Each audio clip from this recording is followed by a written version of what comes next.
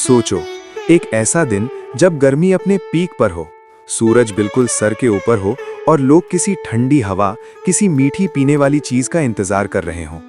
और तब ओडिशा के हर घर से एक ही खुशबू आती है, गुड़, दही और बेल का शरबत। इस दिन को कहते हैं पणा संक्रांति, यानी ओडिया न्यू ईयर। लेकिन क्या आप जानते हो, ये सिर्फ एक फेस्टिवल नहीं, बल्कि नेचर, ट्रेडिशन और स्पिरिचुअलिटी का एक परफेक्ट कॉम्बिनेशन है। ये कहानी है ओडिशा की परंपराओं की, उसकी आस्था की और एक नई शुरुआत की। 14 अप्रैल की सुबह ओडिशा के गांव हो या शहर, हर जगह एक अलग ही एनर्जी होती है। मंदिरों में घंटी की आवाज, घरों में सफाई और लोग नए कपड़ों में तैयार। आज के दिन से शुरू होता है ओडिया कैलेंडर का नया साल, जिसे महाविषुबा संक्रांति भी कहा जाता है। सूरज इस दिन बिल्कुल इक्वेटर के पास होता है, इसलिए दिन और रात लगभग बराबर होते हैं। ये सिर्फ एक साइंटिफिक बात नहीं, बल्कि बैलेंस का सिंबल है, नेचर और लाइफ के बीच का बैलेंस। इस दिन का सबसे इंपॉर्टेंट पार्ट है पणा। पणा एक स्पेशल ड्रिंक होता है जो बनाया जाता है बेल फ्रूट, गुड़, दही, काला नमक और पानी से।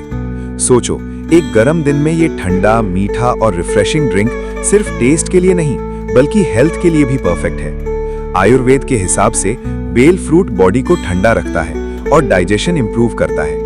इसलिए पुरखों ने इस ड्रिंक को ट्रेडिशन बना दिया, ताकि लोग गर्मी में हेल्दी रहें। सुबह सुबह लोग मंदिर जाते हैं, भगवान को पणा चढ़ाते हैं और फिर उसे प्रसाद के रूप में बांटते हैं।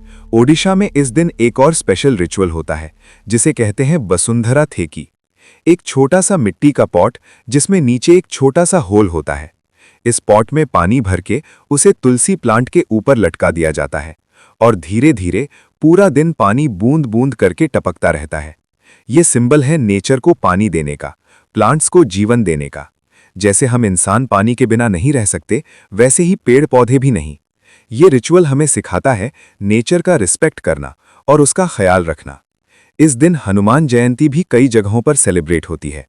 लोग लॉर्ड हनुमान की पूजा करते हैं, उनकी शक्ति और भक्ति को याद करते हैं।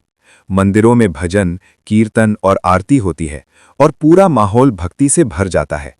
गांवों में मेला लगता है, जहां लोग झूले एंजॉय करते हैं, लोकल फूड खाते हैं और अपनी कल्चर को सेलिब्रेट करते हैं।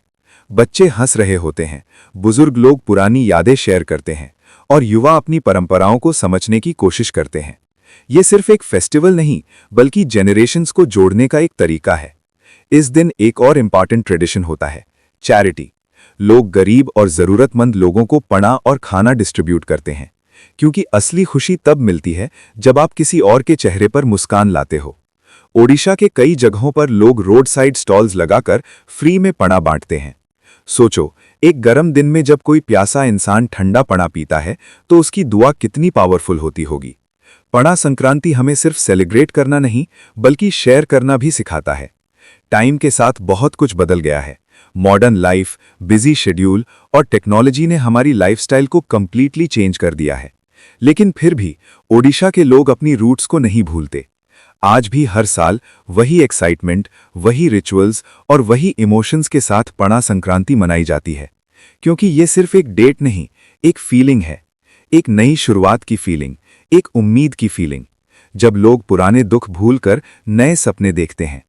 पणा संक्रांति हमें याद दिलाता है कि लाइफ में बैलेंस जरूरी है, नेचर के साथ कनेक्शन जरूरी है और सबसे इंपॉर्टेंट, एक दूसरे के साथ प्यार और रिस्पेक्ट जरूरी है। तो जब भी अप्रैल की गर्मी में आप थोड़ा थक जाओ या लाइफ में कुछ नया शुरू करना हो, तो याद रखना, ओडिशा का ये फेस्टिवल आपको एक सिंपल मैसेज देता है, ठंडा रहो, मीठा रहो और हमेशा शेयर करते रहो, क्योंकि असली जीत वही है जहां सब साथ में खुश हों।